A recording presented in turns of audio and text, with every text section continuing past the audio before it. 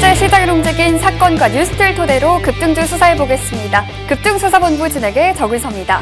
복잡한 시장에도 단서는 남기 마련입니다. 시장에 남겨진 급등의 단서들 저희와 함께 차근차근 추적해보시죠. 오늘 우리 증시 정말 잘 나갔습니다. 그런데 막판에 유가와 환율이 재를 뿌려버렸습니다. 미국에서 날라온 GTC 2026의 소식이요. 중동발 지정학적 리스크로 쌓였던 이런 우려와 좀 피로감 단번에 씻어내기 충분했는데요. 일단 젠슨항 CEO 차세대 GPU의 압도적인 수요를 언급하면서 AI 이제 시작이다를 선언했습니다. 그래서 오늘 반도체주 중심으로도 굉장히 오늘 잘 갔던 우리 증시였습니다.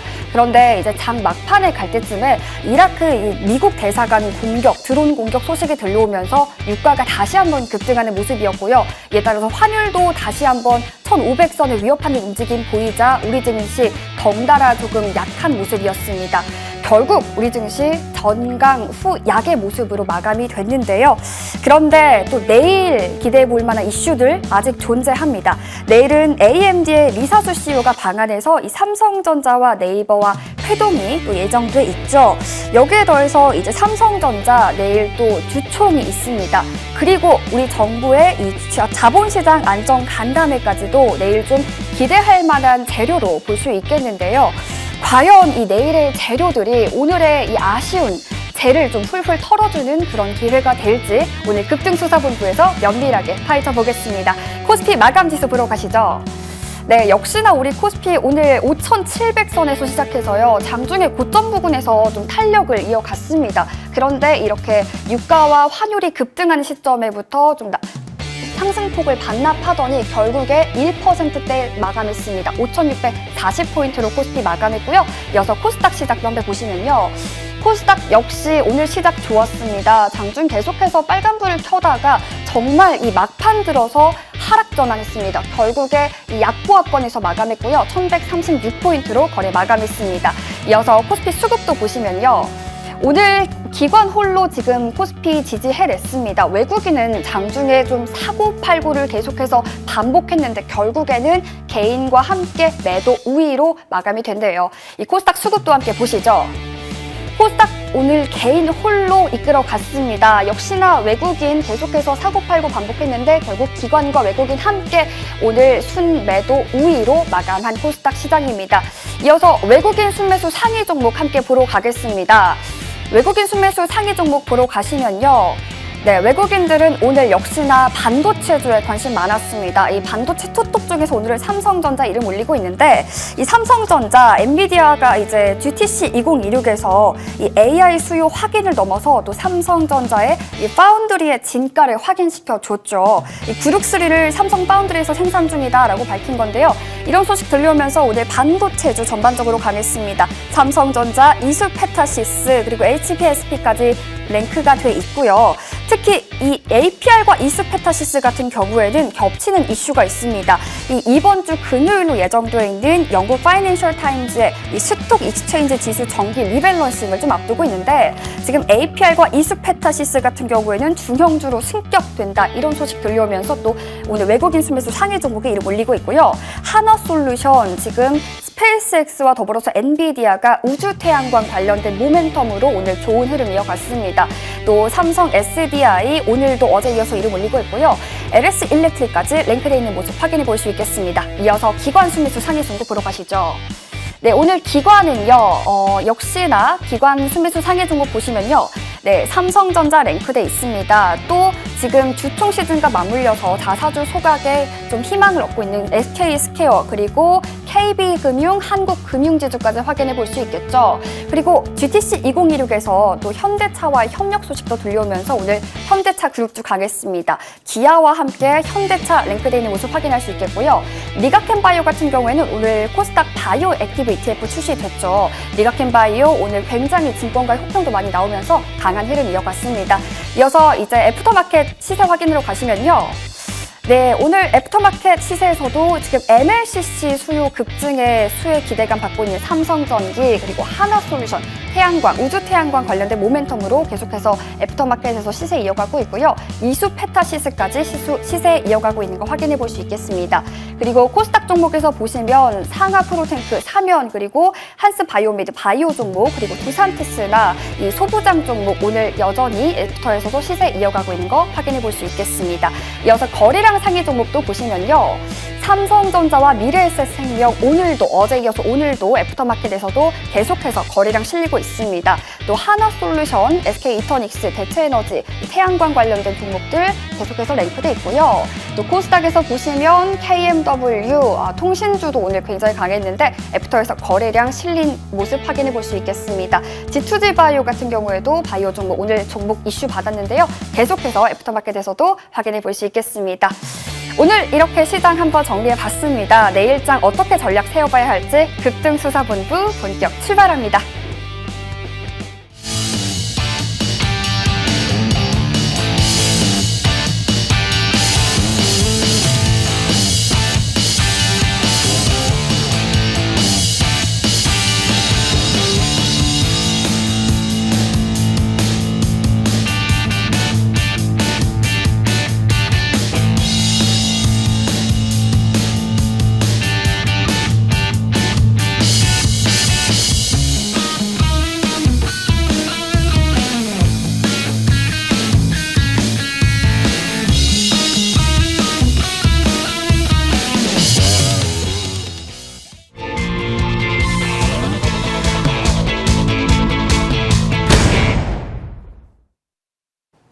네, 오늘 시장에 남겨진 급등주 프로파일링 해보는 시간입니다. MTNW 김성준 위원과 함께하겠습니다. 위원님, 어서 오세요. 네, 안녕하세요.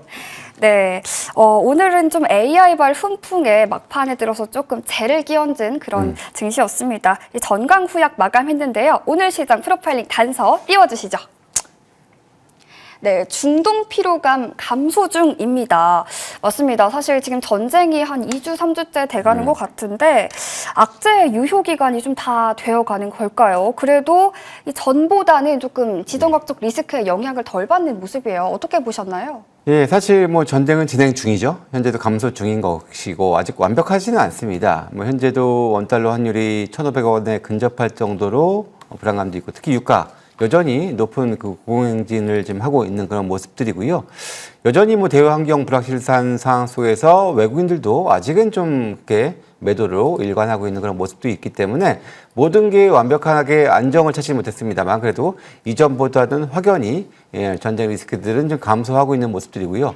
그러면 저희 서서히 본연의 우리나라가 원래 좀 강했었던 그런 흐름들을 좀 되찾아가고 있는 그런 좀 진행 중에 있는 그런 상황들이고요. 뭐 아직은 뭐 완벽하진 않지만 그래도 저는 전제 구간에서는 뭐 충분히 이제는 좀 종목 찾기에 다시 한번 집중할 시기다라고 말씀을 좀 드릴 수가 있겠고요. 사실 오늘의 시장은 뭐 어제부터 시작됐었던 이제 엔비디아 GTC 2026 행사와 연결된 종목군들의 시장의 강세가 좀 돋보였습니다.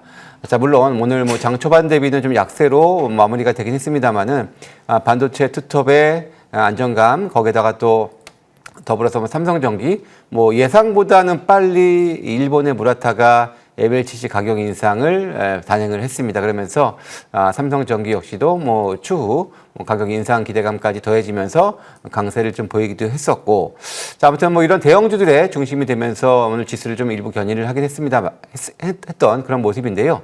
자, 일단 중요한 것은 이제 내일 이후에 좀 전략이 될 텐데, 아무래도 이제 내일 이재명 대통령이 증권업계와 이제 회동을 지금 앞두고 있는 상황입니다.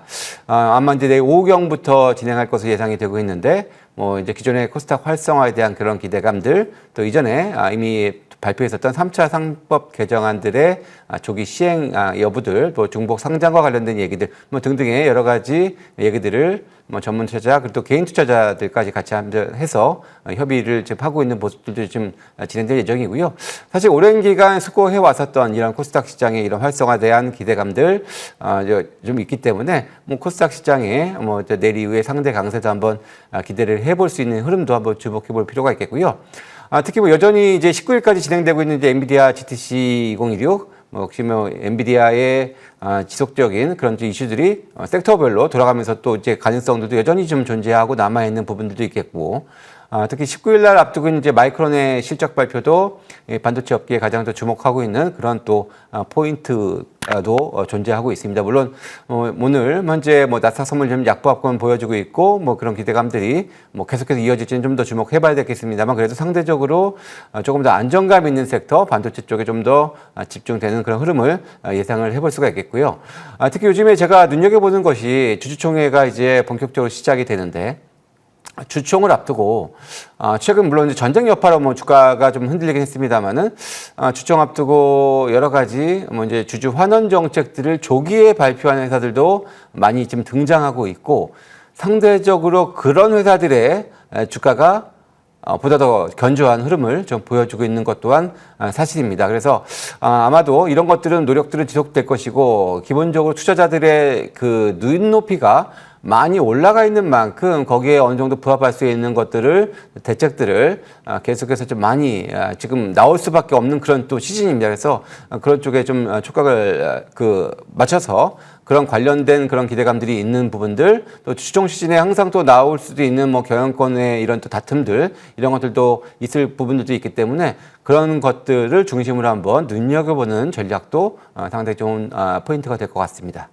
네, 마치 좀 시소를 타는 것 같은데요. 한쪽에 지정학적 리스크라는 이 무게와 좀 균형을 맞춘 친구들이 점점 좀 탑승을 하고 있는 것 같습니다. 자, 그러면요. 다음은 오늘 시장을 주도한 주도 섹터 프로파일링 해봐야겠죠? 화면으로 만나볼게요. 네, 반도체 자동차 움직인 젠슨항의 입입니다. 사실 좀 시장에서 이 젠슨항의 입에 다들 지금 두 눈이 쏠렸던 것 같은데, 다행히 좀 듣고 싶은 말은 다 해준 것 같아요. 자동차와 반도체 쪽으로 특히 훈풍이 들어갔는데요. 어떻게 보셨나요? 사실 이제 반도체 젠슨항의 발언도 발언이지만, 저는 사실 실적에 대한 거 상당히 좀 놀라울 정도였습니다. 사실 올해 매출액 성장률도 이미 그동안에 고속 성장을 해왔고, 더 이상 성장하기도 좀 쉽지 않겠다라고 생각을 일반적으로 좀 했었는데, 올해도 사실 이제 5천억 달러의 수준의 이제 매출액 그런 기대감은 있었는데, 내년도 매출액 성장률이 1조까지 나올 수 있다. 근데 오늘 그런 발언들이 이제 어제 했었고, 그러면서 일제히 목표가 상향 러시들이 많이 지금 나오고 있는데, 그 중에 보니까 아직까지 반영 안 된 신제품에 대한 부분들도 있어서 오히려 1조 달러를 상회할 수도 있다라는 그런 의견까지 나올 정도로 압도적인 그런 이제 이익 성장을 좀 보여주고 있는 그런 흐름들을 먼저 발표를 했기 때문에, 그렇다면 더더욱 관련된 회사들, 우리나라 삼성전자, 하이닉스, 현대차 이런 쪽까지 더욱더 더 좋아질 수 있는, 엔비디아가 그게 잘 간다면은 다른 또 관련된 회사들도 같이 동반해서 갈 수 있을 것이다라고 기대를 해볼 수 있을 것 같고요.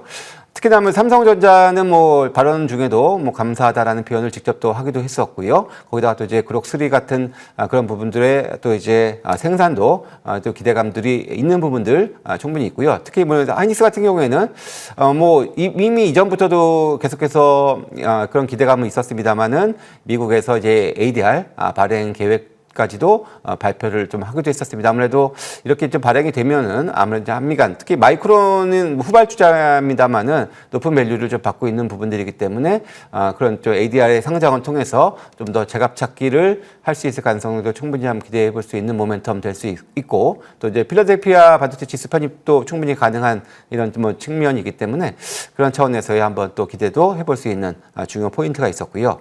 특히 현대차 같은 경우에는 또 이제 엔비디아와 자율주행과 관련해서 협력을 확대하기로 이제 발표를 하기도 했었습니다. 그래서 이런 쪽에서 또 기존에 또 이미 이제 피지컬 AI 관련해서 더욱더 중요성을 많이 좀 강조를 하기도 했었던 부분들이기 때문에 좀 더 이제 그 피지컬 AI 쪽으로, 로봇 쪽으로서의 진화도 한번 좀 기대를 해볼 수 있는 그런 흐름들이 좀 있었고, 이런 것들이 오늘은 상대적으로 이제 이 파생되는 자동차 부품 쪽에서의 이제 관련주들이 동반 상승을 하기도 했었고, 로봇주들도 오늘 분위기들이 나쁘진 않았습니다.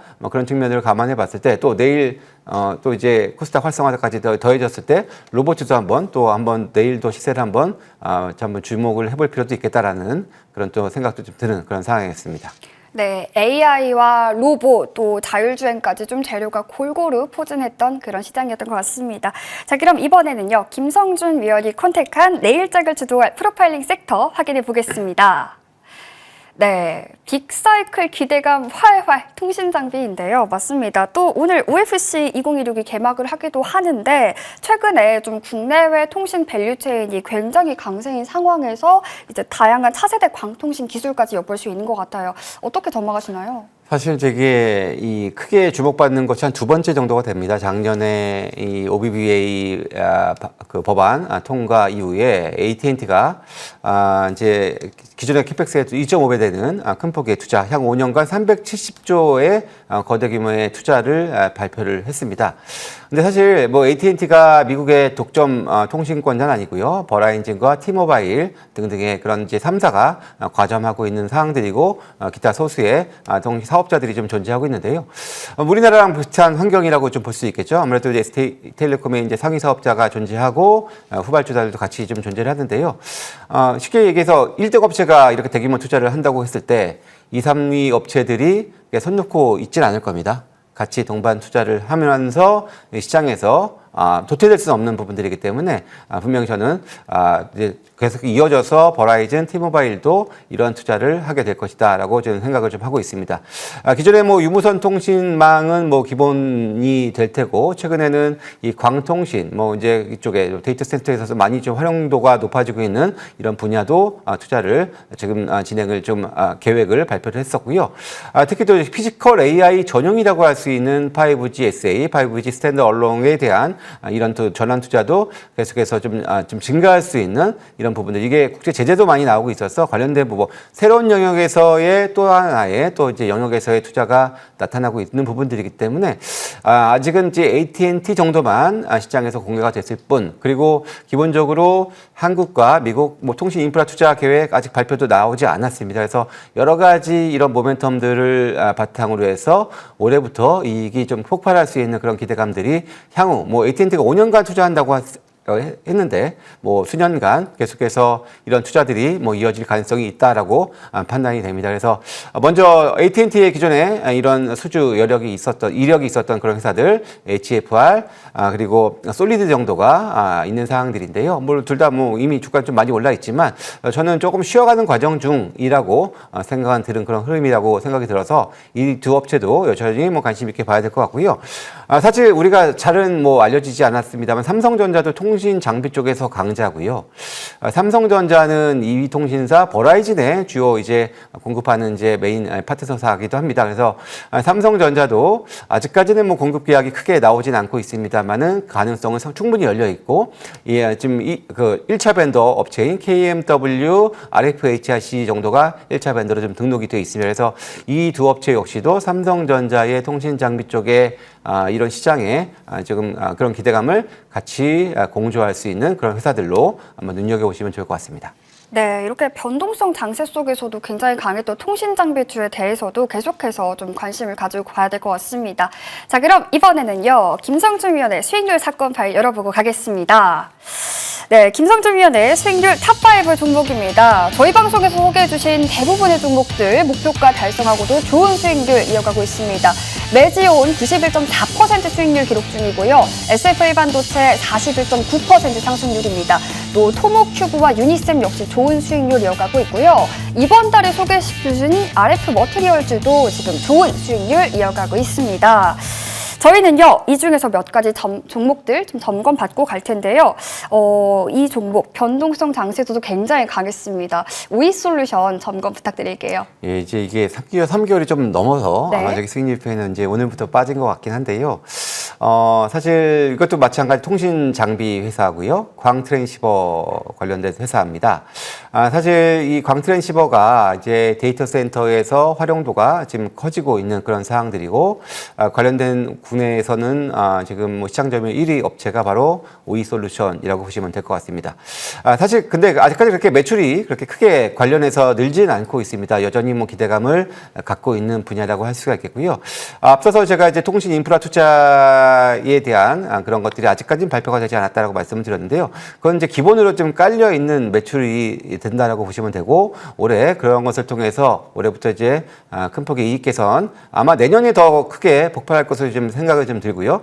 그래서 기본적으로 최근에 단기 급등을 하면서 투자 경고까지 붙긴 했습니다만은 최근 이틀간 조정, 사실 그렇게 거래 없는 조정 나왔다라고 좀 보시면 될 것 같고요. 잠시 쉬어가는 눌림목 구간이다라고 보시고, 저는 충분히 다시 한번 돌파 가능성이 있고, 뭐 4만 원대 이상 충분히 랠리 가능성 높은 회사다라고 말씀을 드리고요. 앞서서 이제 통신 장비 쭉 말씀을 드렸지만 다 마찬가지로 이 눌림목 활용한 이런 매수 전략 여전히 유효하다라는 말씀 드리겠습니다. 네, 오이솔루션 내년에 더 폭발할 거다. 눌림목 좀 활용 제대로 해보면 좋을 것 같다. 이렇게 분석해 주셨습니다. 저희 한 종목 더 점검 받고 갈게요.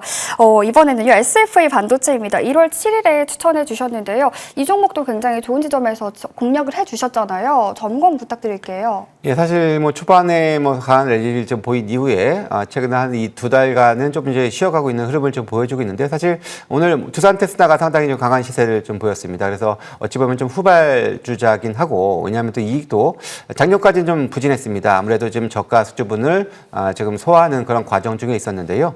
올해부터 이제 본격적으로 매출의 지금 증가 가능성이 좀 있습니다. 그래서 필리핀 그리고 국내에 이제 공장 가지고 있는데 계속해서 지금 수주 증가가 이어지고 있는 부분들이기 때문에 어찌 보면은 상대적으로 뭐 저상승한 반도체 파운드리 관련된 이런 또 기대감이 있는 그런 후공정 업체로서 한번 좀 눈여겨보시면 될 것 같고요. 사실 뭐 반도체가 그래도 가장 안정감 있는 섹터라고 보시면 될 것 같습니다. 사실 제가 이 SFA 반도체도 이전에 지금 제가 화면으로 나가고 있는 이 QR코드 찍으시면 저희 소통방으로 이어지는데요. 그 소통방에서 제가 뭐 한번 그 소개를 드려서 크게 한번 수익을 냈었던 그런 좀 종목이기도 합니다. 그래서 들어오셔서 참여하시면은 제가 또 좋은 종목군들, 그리고 제가 또 많은 질문에 대해서도 답변을 좀 성실히 드리고 있으니까요. 궁금하신 내용들이 있으시면은 오셔서 같이 소통하시면 좋을 것 같습니다. 네, 이렇게 SFA 반도체까지 점검해 주셨습니다. 소통 창구도 적극적으로 활용해 보시면 좋을 것 같고요. 저희 이번에는 김성준 위원의 내일장 프로파일링 종목 만나보고 올게요. 네, 화면 띄워주시죠. 관심주 오늘 어떤 종목 준비해 주셨나요? 예, 오늘은 이제 바이오 쪽인데요. HEM 파마를 준비를 했습니다. 다소 생소하실 수도 있는 그런 회사긴 한데요. 사실 시가총액은 그래도 5천억이 넘는 뭐 그래도 나름 중견 기업이라고 좀 볼 수가 있겠고요. 이 회사는 이제 마이크로바이옴 관련된 그런 또 이제 회사입니다. 그래서 뭐 관련된 이런 쪽 분야에서 있어서 가장 선도하고 있는 그런 회사라고 보시면 될 것 같은데요. 사실 이 장내 미생물을 통해서 이제 저의 미래의 이제 병에 대한 그런 것들을 예측할 수 있고, 또 사람마다 또 차이가 있기 때문에 그런 것들을 지금 서비스를 하고 있는데, 사실 아메이 이제 글로벌 이제 업체죠. 아메이를 통해서 20년간 장기 독점 계약을 갖고 관련된 서비스를 현재 지금 하고 있는 그런 부분들이고요. 초기에는 계속해서 이게 품절 사태가 이어지면서 증설 요구를 받았고, 현재 증설 이미 어느 정도 지금 1차로 됐고 2차도 또 진행을 하고 있을 정도로 관련된 시장에서의 그런 지금 시장 계속해서 커지고 있는 그런 모습 보여주고 있습니다. 기본적으로 특히 이 아메이가 전환사채까지도 투자할 정도로 이렇게 전략적인 파트너십을 공고히 하고 있는 그런 모습들이고요.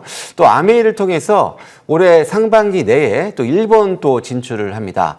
이 마이랩이라는 이런 서비스를 진출을 하는데, 이미 그 사전에 그 물량, 사전에 그 조기에 그 물량들이 작년에 국내 매출보다도 더 많은 양이 일본에서 먼저 벌써 이렇게 매출이 될 정도로 더욱더 지금 시장에서도, 일본 시장에서도 조기 안착 기대감들이 상당히 좀 높은 분야이기 때문에 그런 의미에서 거기다 또 추가로 미국까지도 연결성을 계속해서 가져갈 수 있다는 측면에서 글로벌 확장의 또 원년이다라는 차원에서의 또 긍정적인 흐름 기대가 되고요. 이를 통해서 흑자 전환 기대감까지도 연결시킬 수 있다라는 점들 주목하시면 좀 좋을 것 같습니다. 그 밖에도 하반기에는 이제 센서봇이라고 해서 이게 배변 통해서 이제 검사하는 그런 것들을 이제 비대에다가 이거 센서 보이시라는 것을 장착을 해서 별도의 그런 절차 없이도 이제 개인의 이제 장내 미생물을 이렇게 분석할 수 있는 그런 서비스를 같이 또 하기도 합니다. 그래서 이런 것들이 계속해서 진화하고 있어서 디바이스 쪽에서의 또 매출 기대까지도 해볼 수가 있는데요. 사실 이런 것들은 어찌 보면 저는 하나의 이 과정 중이다라고 보여지고요. 제가 사실 가장 주목할 수 있는 부분들은 이미 관련된 마이크로바이옴 쪽에서의 이 10만 건 이상 국내의 환자들의 데이터를 가지고 있습니다.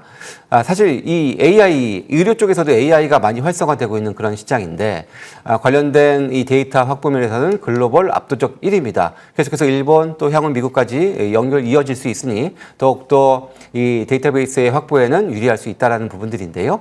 이런 것들은 실제로 데이터를 사고 팔고 할 수도 있고 여러 가지 분석들을 툴을 AI 기법을 활용해서 좀 진화할 수 있는 그런 부분들에서 의료 AI 쪽으로서의 향후의 성장성이 미래에 가장 또 중요한 축이 될 수도 있다라는 점에서 주목을 좀 해보셔야 될 것 같습니다. 네. 그래서 가격 전략도 한번 세워주시면 좋겠습니다. 예, 사실 이 회사가 꾸준하게 점진적인 상승을 보이다가 한 2달 동안 조정을 이미 받았었는데요. 당시에 최고 주가가 97,500원이었습니다. 일단은 저는 오늘 1차 목표가는 신고가 영역인 10만 원으로 제시를 해드리고요. 손절 가격은 최근 변동성 고려해서 조금 더 여유 있게 55,000원으로 말씀드리도록 하겠습니다. 네, 실적 레벨업 구간에서 기대되는 종목 HM 파마 소개해 주셨습니다. 자, 저희 방송 이후에도 위원님과 함께 할 수 있는 공간 마련돼 있잖아요. 소개해 주시죠. 예, 사실 오늘 지금 이제 코스닥 시장이 상대 약세를 보이긴 했습니다만은 이제는 서서히 코스닥 시장에 다시 한번 관심을 가질 시점이 다가왔다라고 보여지고요.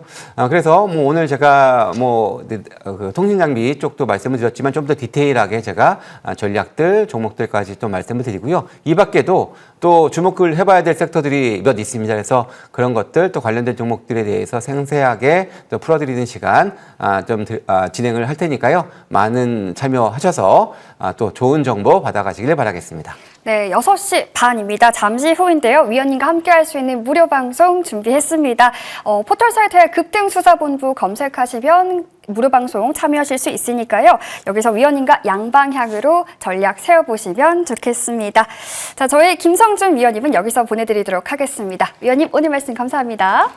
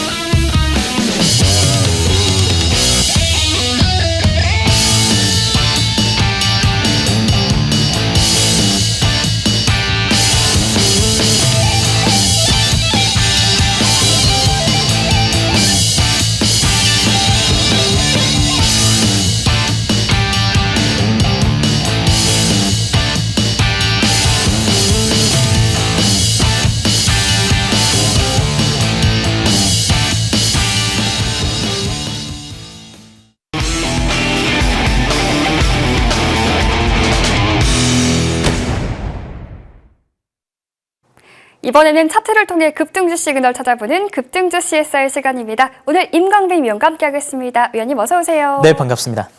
네, 오늘 시작은 좋았는데 막판에 좀 아쉬움이 있었습니다. 오늘 시장 어떻게 보셨어요? 앵커님 혹시 장 네. 막판에 우리 지수가 왜 떨어졌는지 알고 계시나요? 이라크 이제 미국 대사관 드론 공격 소식 때문에 유가가 또 올라서 그런 게 아닐까요? 14시 30분이었죠. 네. 차트 한번 화면 보도록 하겠습니다.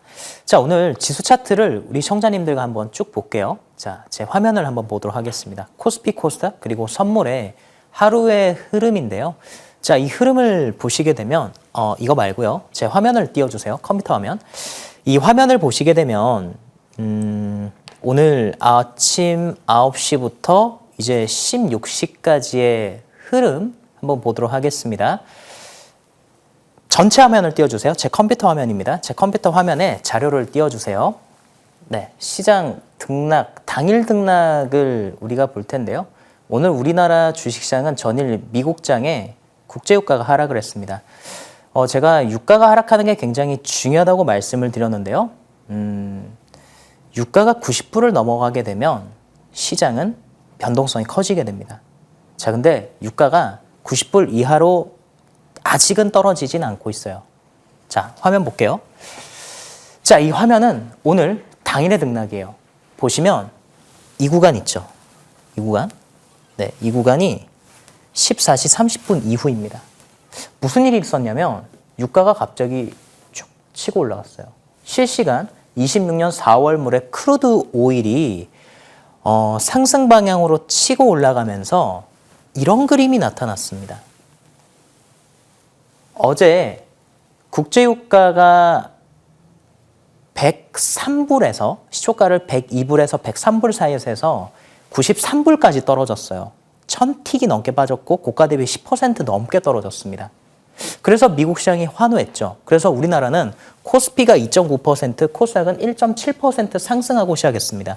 이 중간중간에 왜 이렇게 변동성이 나타났냐면요. 이 변동성 모두 다 유가 상승과 반대로 간 거예요. 유가가 상승하면 지수가 떨어졌고 유가가 하락하면 지수는 상승 났습니다. 그러다가 쭉 빠져요. 2시 반 이후입니다. 오늘 주식시장에서 아침엔 괜찮았는데 오후장에 가니까 왜 이렇게 됐지? 하시는 투자자님들 계실 겁니다. 종목에 악재가 있어서라기보다는 바로 국제유가의 상승 속에서 코스피와 코스닥이 변동성이 커졌기 때문입니다. 그래서 오늘 종가 저가로 마감을 한 부분이 하이닉스도 파란불로 마감이 됐죠.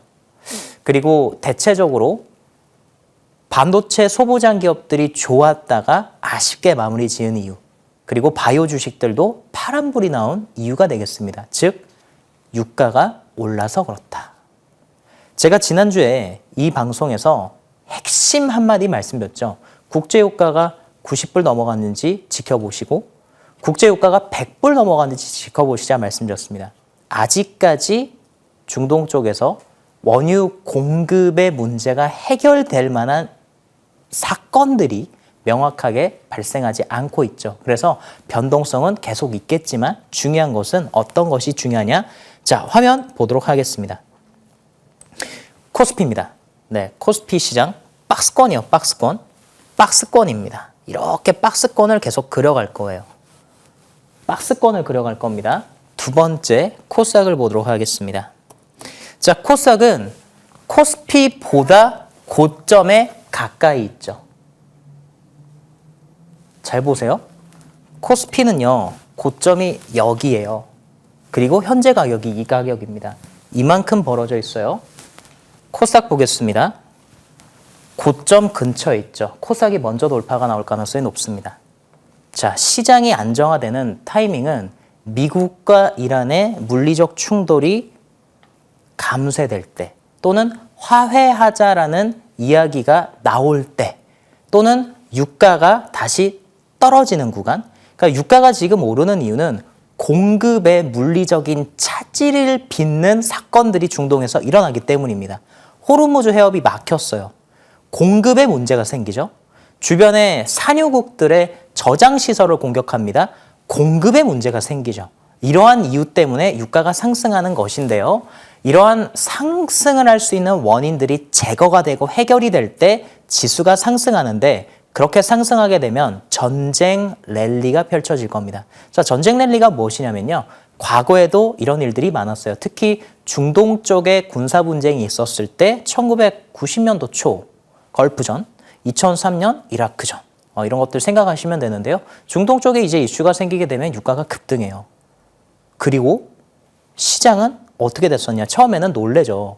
전쟁이 일어났다고, 물가 올라간다고, 난리 나겠다고 막 하면서 주식 다 떨어지는데, 이후에 생각보다 별일 없는 거예요. 그리고 전쟁이 계속 진행될수록 똑같은 악재가 계속 반복되잖아요. 그러면 시장은 악재에 둔감해집니다. 지금 그렇게 되고 있습니다. 다시 화면 볼게요. 잘 보세요. 코스닥 지수가요, 안 떨어져요. 악재에 둔감해진 겁니다. 1130에서 1150포인트를 지키죠. 자, 시장이 미국, 이란의 상황이 화해 모드로 가면서 국제유가가 공급되는 그 문제가 해결이 되는 순간 쭉 치고 올라갈 겁니다. 그게 전쟁 랠리입니다. 전쟁 랠리가 되면요. 이전의 고점보다 더 주식이 올라가는 신고가 상승이 나올 가능성이 높습니다. 따라서 반도체 소부장과 바이오 기업을 보셔야 됩니다. 어떤 주식을 봐야 되는지 첫 번째, 제가 나중에 이 주식들 보면서 말씀드릴 텐데 우선은 통신장비 주식, 조금 다른 이야기를 다시 한번 해볼게요. 첫 번째 KMW입니다. KMW는 제가 지난주 3월 11일 날 저녁 9시 시선강탈, 임광빈의 마스터 클래스 시간에서 공약주로서 제시를 해드렸던 기업입니다. 시청자님들, 반도체도 있고 바이오도 있는데 또 우리가 한 가지 바라보셔야 되는 섹터가 통신장비 섹터입니다. 통신장비 섹터는 두 가지의 모멘텀을 가지고 있습니다. 첫 번째는 미국의 BEAD. BEAD가 뭐냐면요. 미국의 초고속 인터넷 망을 까는 사업이 되겠습니다. 미국은 우리나라보다 땅덩이도 넓고요. 인구도 한 3억이 넘죠. 우리나라는 5천만 명 이렇게 되는데요. 근데 우리나라는 시골에 가서도 와이파이 잘 터지고 LTE도 잘 터지고 5G도 잘 되고 지하 7층 가도 전화도 잘 되고 인터넷도 잘 돼요. 미국은 시골 가면 인터넷이 안 되죠. 그래서 미국도 초고속 인터넷 망을 깔겠다고 이제 50조 원 정도를 투자합니다. 최대 이 시장의 규모가 한 400조 원까지 늘어날 수 있어요. 자, 이 가운데 5G에서 이제 6G로 넘어가죠. 주파수가 고주파가 됩니다. 고주파의 특징은 직진으로 잘 뻗어가는데 멀리 가지 못해요. 그리고 장애물이 생기게 되면 막히게 됩니다. 이게 이제 회절성이 떨어진다라고 표현을 하는데요. 따라서 4G보다 5G 때 기지국의 물리적 거리를 좁혔어요. 6G는 어떨까요? 더하죠. 근데 이 KMW라고 하는 이 기업은 우리 세대가 넘어가는 통신 장비가 개발이 될수록 소형화가 이루어져야 되고요. 안테나가 같이 들어가야 됩니다. 그 초소형 필터를 KMW가 개발했고 이제 6G 인프라가 구축되는 이 지점에서 기지국이 설치가 될 때 가장 큰 수혜를 받을 수 있습니다. 차트 보겠습니다. 자, KMW로 아주 큰 그림을 볼게요. 자, 보시면 KMW가 2019년에서 2020년도에 10배가 올라가게 됩니다. 여러분 이때 기억나세요? 왜 이렇게 올라갔는지? 이때 문재인 정권이었습니다. 문재인 정부에서 정책적으로 이야기했었던 것 중에 하나가 전 세계 최초 5G 상용화였어요. 그래서 기지국을 세운 거예요. 기지국 세우는 만큼 주가가 올라갑니다. 그 이후에 어떻게 됐을까요? 5G 생각보다 너무 안 좋은데 하니까 주식 다 떨어졌죠. 투자가 없는 겁니다. 자, 이제 다시 바닥에서 올라갑니다. 왜요? 6G 투자하니까요. 올해 흑자 전환하게 될 겁니다. 꼭 눈여겨보십시오. 자, 다음 넘어가겠습니다. 제가 네, 이렇게 유가 흐름이 좀 걸러졌을 때, 유가가 급증했던 흐름이 걸러졌을 때 또 주목해보면 좋을 만한 KMW 이렇게 보여주셨고요. 이어서 두 번째 차트도 함께 만나볼 텐데요. 두산테스나입니다. 이 종목 오늘 또 52주 신고가 나오기도 했는데 이 파운드리 웨이퍼 기업이잖아요. 그래서 삼전에 파운드리 가동률이 좀 상승하는 구조적인 지금 상황이 나온 건데 그렇게 된다면 두산테스나도 테스트 검증을 계속 해야 되는 거니까 이 우상향 흐름을 계속 이어갈 수 있을까요? 좋은 말씀입니다. 올해 2026년도에 반도체에서 우리가 주목해야 되는 점은 HBM4의 등장입니다. 이 HBM4는요, 다른 말로 커스텀 반도체라고 얘기를 해요. 커스텀 반도체의 의미, 고객 맞춤 제작입니다. 이 칩을 수직으로 쌓아 올리죠. HBM은 D램을 수직으로 쌓아 올려요. D램 하나를 다이라고 얘기합니다. 근데 이 다이를 12개를 쌓게 되면 12단의 HBM이 되는 것이고 16개를 쌓으면 16단 HBM이 되는데 이 HBM4에서 특징은 제일 첫 번째 단에 쌓은 이 다이를 베이스 다이라고 합니다. 이 베이스 다이에 연산 기능과 제어 기능이 들어가게 돼요. 그래서 엔비디아가 원하는 반도체, 구글이 원하는 반도체를 만들게 되는 것입니다. 자, 이것을 이제 만들고자 삼성전자와 하이닉스가 연구 개발을 하고 있고, 이 베이스 다이를 베이스 다이의 연산 기능과 제어 기능을 넣기 위해서는요, 기존의 메모리 공정으로는 불가능해요. 그래서 파운드리 공정을 통해서 이 공정을 진행하게 될 겁니다. 하이닉스는 파운드리를 TSMC에 맡길 것이고요. 삼성전자는 자체적으로 파운드리를 해서 베이스 다이부터 탑 다이까지 쭉 쌓아 올리게 되죠. 자, 근데 제가 그래서 작년 12월 달에 우리 시청자님들께 말씀드린 바가 2026년도에 반도체 시장을 바라보실 때는 삼성전자의 파운드리 가동률의 상승을 바라보시라고 말씀드렸고, 그 중에서 두 가지 기업을 특히 강조드렸습니다. 첫 번째가 두산 테스나, 두 번째가 AD 테크놀로지입니다. 두 가지를 동시에 볼게요. 두산 테스나는 어떤 기업이냐면 삼성전자에서 파운드리에 쓰는 웨이퍼가 있어요. 자, 웨이퍼를 잘라서 칩을 만들게 됩니다. 디램 칩을 만들게 돼요. 이 웨이퍼를 만들고 나서 이 웨이퍼가 불량인지 정상 작동하는지 테스트해야겠죠. 삼성전자가 요즘에 물량이 너무 많다 보니까 그 물량이 두산 테스나 쪽으로 넘어가고 있습니다. 자, 화면 보도록 하겠습니다. 그래서 제가 작년 12월 달에 5만 원 가격대였죠. 이 가격대부터 투자를 말씀을 드렸고, 자, 오늘 보시게 되면 신고가를 갔어요. 이 주식이 드디어 오늘 신고가, 이렇게 또 5년 만에 최고 가격을 돌파했죠. 두산 테스나는 작년에는 적자였어요. 왜 적자였냐? 삼성전자의 파운드리 사업부가 적자였기 때문입니다. 올해는 삼성전자 파운드리 사업부의 가동률이 상승을 하게 될 겁니다. 그렇게 되면 당연히 흑자 전환하게 되고, 이 주가는요, 타당한 주가입니다.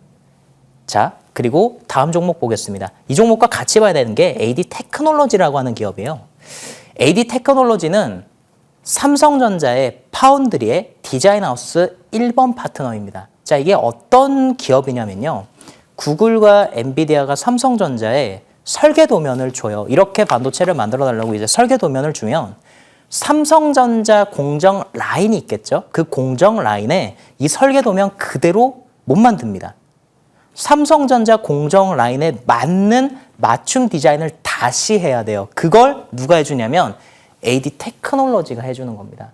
자, 그러면 상식적으로 삼성전자의 파운드리 가동률은 HBM4에서 상승할 수밖에 없죠. 그러면 테스트 물량이 많아지니까 두산 테스나도 실적 좋아지겠고, 그리고 그것을 디자인을 다시 해야 되니까 AD 테크놀로지도 구조적 성장을 잇게 되는 겁니다. 이렇게 구조적인 낙수 효과를 입는 기업들을 우리는 투자해야 됩니다. 그래서 제가 반도체에서 올해는 HBM4 속에서 삼성전자 파운드리 파트너인 두산 테스나와 AD 테크놀로지를 특히 강조드렸고, 두 개는 모두 다 실적이 흑자 전환하게 될 겁니다. 이 두 기업 모두 매도하지 마시고 홀딩하시기 바랍니다. 네, 이렇게 테스트 기업에서는 두산 테스나, 또 디자인에서는 AD 테크놀로지까지도 차트를 통해서 분석을 해주셨는데요. 이 두 종목 이런 접점 가지고 계속해서 좋은 흐름 이어갈 것 같다, 이렇게 분석을 해주셨습니다. 자, 저희 이번에는요, 인강비면의 수익률 사건 파일 열어보고 가겠습니다. 네, 인강비면의 수익률 탑5 종목입니다. 저희 방송에서 소개해주신 대부분의 종목들 목표가 달성했습니다. 두산 테스나 94.5% 수익률 달성 중이고요. 가온전선 목표가 달성하고도 39%의 수익률 기록 중입니다. 또 에코프로 머티 역시도 31.3% 수익률 기록 중이고요. 이 밖에 RG노믹스와 NBR 모션도 좋은 수익률 이어가고 있습니다. 위원님, 저희 이 중에서 몇 가지 종목들 점검 받고 갈 텐데요. 가장 먼저 방금 차트를 통해서도 분석을 해주신 이 두산 테스나 점검 부탁드립니다. 어떻게 보시나요? 주식을 바라보실 때 차트적 관점으로 바라보시는 건 후순입니다.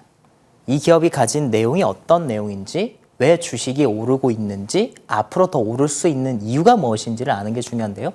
여러분, 삼성전자의 파운드리가 어떻게 될 것 같습니까? 네, 여전히 오늘 SK 쪽에서도 얘기했지만 2030년도까지 반도체 공급은 쇼티지 상황입니다. 부족하다는 거예요.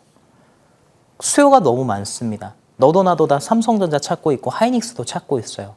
그런데 이제는 HBM3에서 HBM4로 세대가 넘어가면서 커스텀 반도체로 반도체 시장이 변화됐습니다. HBM 시장이 변화가 됐어요. 그럼 두산 테스트는 테스트 물량이 더 많아지겠죠. 지금의 주가 상승은 과열이 아닙니다. 코스닥 150 종목이면서 실적에 의한 주가 상승, 주가가 더 올라갈 수 있을 거라 보고요. 목표가는 9만 원 상향 말씀드리겠습니다. 네, 두산테스나 이렇게 목표가 상향과 함께 좋은 전망 분석해 주셨습니다. 자, 저희 두 번째로 점검받아볼 종목은요, SK하이닉스입니다. SK하이닉스 사실 ADR 상장 지금 이야기도 오늘 좀 들려왔는데 이 종목은 어떻게 봐주시나요? 나스닥 쪽이나 이제 미국 쪽으로 상장하는 것도 기대감이 될 수 있지만 가장 기본은 돈을 벌어들일 수 있는 것이 얼마만큼 지속될 수 있느냐. 그리고 지금보다 더 많은 돈을 벌어들일 수 있느냐, 그리고 경쟁사가 쫓아오진 않느냐, 독보적인 지위가 계속 유지될 수 있느냐, 이러한 측면들이 중요합니다. 당연하죠. 하이닉스는 경쟁자가 없어요. 여전히 점유율 50% 이상이고요. 삼성전자가 경쟁자를 할 수 있지만 하이닉스가 지금까지 엔비디아나 구글과 쌓아왔었던 신뢰도를 생각을 한다고 한다면, 물론 H밴포에서 삼성전자가 이것을 뒤집기 위해서 많은 노력은 하고 있지만 여전히 올해도 실적이 잘 나오고 2030년도까지 반도체 쇼티지 상황이 이어지는 가운데, 자, 우리 하이닉스는 제가 지난주에 지지난주였죠.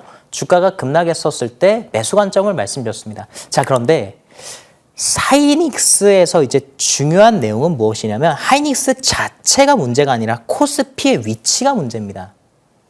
코스피가 박스권을 돌파를 해야 돼요. 이렇게 되려면 유가가 90불 이하로 떨어지면서 전쟁이 끝나야 됩니다. 이런 상황이 발생하지 않는다고 한다면 하이닉스는 박스권을 계속 유지할 가능성이 높습니다. 따라서 하이닉스를 장기 투자하시는 관점, 매수가가 80만 원 이하이신 분들은 그냥 130만 원까지 쭉 가지고 가세요. 그런데 최근에 매수하셔서 90만 원에서 100만 원 정도 수준 되는 매수 가격을 가지고 계신 분들은 좀 고민을 해보셨으면 좋겠습니다. 차라리 하이닉스보다 하이닉스와 비슷하게 결로 움직일 수 있는 반도체 소부장 기업의 코스닥 중소형 기업으로 종목을 교체하시는 것도 고려를 해보시면 좋겠고요. 목표가 130만 원 그대로 유지 말씀드리겠습니다. 네, SK하이닉스에 대해서 목표가 130만 원 유지 전략 세워주셨습니다. 자, 저희 한 종목 더 보고 갈게요. 이건 지난주에 소개해 주신 종목이죠. RG노믹스입니다. 지금 19% 수익률 달성 중인데요. 이 종목 계속해서 홀딩 전략 유효할까요? 자, 화면 보도록 하겠습니다. 제가 선을 하나 그어볼게요. 이렇게 선을 하나 그었습니다. 여러분 어떤 생각이 드시나요? RG노믹스 한번 차트 볼게요. 제가 이렇게 선을 하나 딱 그었어요. 시황 때 코스닥에 대해서 말씀드렸죠. 잘 보세요. 시황 때 코스피와 코스닥을 비교해 드렸습니다. 자, 코스피는 이 고점까지 이만큼 남았고요. 코스닥의 경우에는 이 고점까지 이만큼 남았어요. 코스닥이 고점까지 위치가 짧죠. RG노믹스 보세요. 여기가 직전의 고점입니다. 어떻게 될까요? 시장 조금만 올라가면 돌파해서 날아갈 겁니다. 20만 원 넘어가는 흐름 지켜보시기 바랍니다. 네, RG노믹스 20만 원 돌파 흐름 지켜보자 분석해 주셨습니다. 저희 그렇다면요, 임경빈 위원의 공략주 하나 들어볼 텐데요. 위원님 어떤 종목 준비해 주셨나요? 반도체도 중요하고 바이오도 굉장히 중요해요. 근데 올해는 코스닥 기업들 안에서 통신장비 기업이 또 중요합니다. 제가 KMW를 말씀드렸는데요. 마찬가지로 통신장비 기업 중에 하나인 솔리드라고 하는 기업을 말씀드리겠습니다.